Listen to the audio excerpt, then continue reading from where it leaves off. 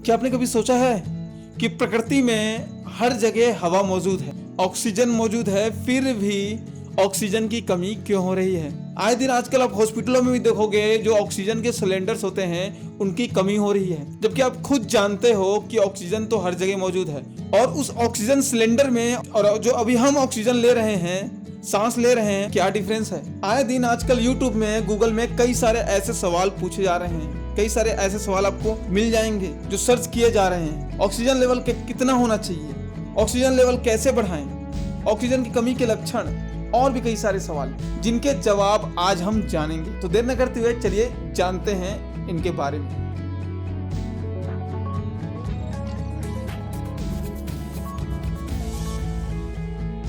बाहर की प्राकृतिक हवा जो हम सांस लेते हैं, उस हवा में ऑक्सीजन के साथ साथ और अन्य गैसें भी होती हैं। उसमें केवल लगभग 21% ही शुद्ध ऑक्सीजन होता है। सामान्य अवस्था में हमारे फेफड़े मजबूत होते हैं, व स्वस्थ होते हैं, तो ऐसी अवस्था में वो वातावरण में उपस्थित अन्य गैसों व धूल कणों को फिल्टर कर सकते हैं। लेकिन किसी बीमारी से यदि फेफड़े कमजोर पड़ जाएं, तो मरीज को सांस लेने में दिक्कत आती है। वह सीधे वातावरण से सांस नहीं ले सकता, तो उसे मेडिकल ऑक्सीजन की जरूरत पड़ती है। इसमें शुद्ध ऑक्सीजन गैस होती है, जैसे अभी हमने बात किया है, जिसमें मरीज आसानी से सांस ले पाता है। और ऐसा कोरोना से और अन्य बीमारी से बीमार व्यक्ति के साथ होता है। जब कोरोना या अन्य किसी बीमारी से फेफड़े की क्षमता कम हो जाती है और शरीर को पर्याप्त ऑक्सीजन न मिल पाने की वजह से शरीर के भीतरी अंग व कार्य प्रणाली बंद होने की कगार पर आ जाते हैं और शरीर तड़पने लगता है, तब उस व्यक्ति को मृत्यु से बचाने के लिए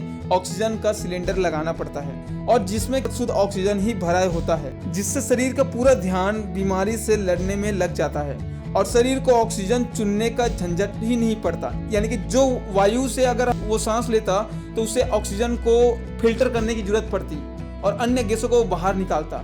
लेकिन इस वक्त बीमार होने के कारण उस व्यक्ति के फेफड़ों में इतनी क्षमता नहीं है, और ये क्षमता को सिलेंडर द्वारा पूरा किया जाता है। जो सिलेंडर में शुद्ध ऑक्सीजन बस पाया जाता है, कोई अन्य गैसें नहीं होती, जिसके कारण शरीर को ऑक्सीजन चुनने का झंझट ही नहीं पालना पड़ता और प्रचुर मात्रा में शरीर को ऑक्सीजन मिल जाता है। अब बात करें कि ऑक्सीजन की कमी के लक्षण के कारण, तो ऑक्सीजन की कमी कई सारे लक्षण हो सकते हैं, जैसे थोड़ी देर चलना और फिर बुरी तरह से थक जाना, हांफना, घुटन महसूस होना, सांस फूलने लगना और भी कई सारी चीजें। अगर ये कभी कभार होता है तो आप नॉर्मल मान सकते हो, लेकिन अगर ये अक्सर आपके साथ होता है तो यह ऑक्सीजन की कमी के कारण हो सकता है। बात करें ऑक्सीजन लेवल बढ़ाने की उपाय के, तो इसके कई सारे उपाय हैं, और ये उपाय उनके लिए है जो अभी गंभीर अवस्था में नहीं है, जो अभी स्वस्थ हैं, या जो हल्के फुल्के भी प्रॉब्लम में हैं। जो गंभीर हैं उनके लिए इलाज ही सर्वश्रेष्ठ है। कई सारे तरीके कर सकते हैं, उनमें से एक सबसे अच्छा है अनुलोम विलोम। मुझे पता है आप लोग यही सोच रहे होंगे कि अनुलोम विलोम को हर जगह इस्तेमाल किया जाता है, प्राणायाम हर जगह आ जाता है। तो बता दूं गाइस, एक प्राणायाम ही है जिसके जरिए अगर आप सांस से संबंधित प्राणायाम करते हैं तो आपको कभी भी सांस से रिलेटेड बीमारी जल्दी नहीं पकड़ेगा, और जो जिसकी वजह से आपको दिक्कत नहीं आएगी। तो एक अनुलोम विलोम सबसे अच्छा माना जाता है। तो अगर आप ये रोज प्रतिदिन करते हैं तो आपके जो फेफड़ों की क्षमता है वो धीरे धीरे बढ़ती जाएगी। अब बात करें अगर ऑक्सीजन लेवल कितना होना चाहिए, तो बता दूं, एक स्वस्थ व सामान्य इंसान में ऑक्सीजन सैचुरेशन लेवल 95 से लेके 100% के बीच में होना चाहिए। अब इसके अलावा और भी कुछ चीज़ें हैं, जैसे ऑक्सीजन सिलेंडर का यूज़ कहाँ कहाँ होता है। तो ऑक्सीजन सिलेंडर का इस्तेमाल अगर बात करें तो हॉस्पिटल में तो होता ही होता है, आपने देख लिया, और क्यों होता है ये भी आपने जान लिया।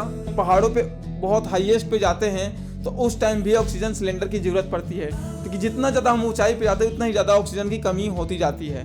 तो वैसे ही सेम पानी में भी होता है। पानी के अंदर जितना ज़्यादा गहराई पे जाया जाता है उतना ही ज़्यादा दबाव के कारण ऑक्सीजन की कमी होती है। स्कूबा डाइवर्स ऑक्सीजन सिलेंडर का इस्तेमाल करते हैं ताकि पानी के अंदर भी सांस ले सकें। तो उम्मीद करता हूँ गाइस आपको वीडियो पसंद आया होगा और आपको सवालों के जवाब मिल गए होंगे। तो वीडियो पसंद आया तो एक लाइक तो बनता है। फिर मिलते हैं ऐसे ही काम की वीडियो के साथ। कोई सवाल हो तो नीचे कमेंट बॉक्स आपके लिए ही है, वहाँ अपना क्वेश्चन जरूर लिखें। अपना और अपना ख्याल रखें, खुश रहें। वीडियो देखने के लिए धन्यवाद।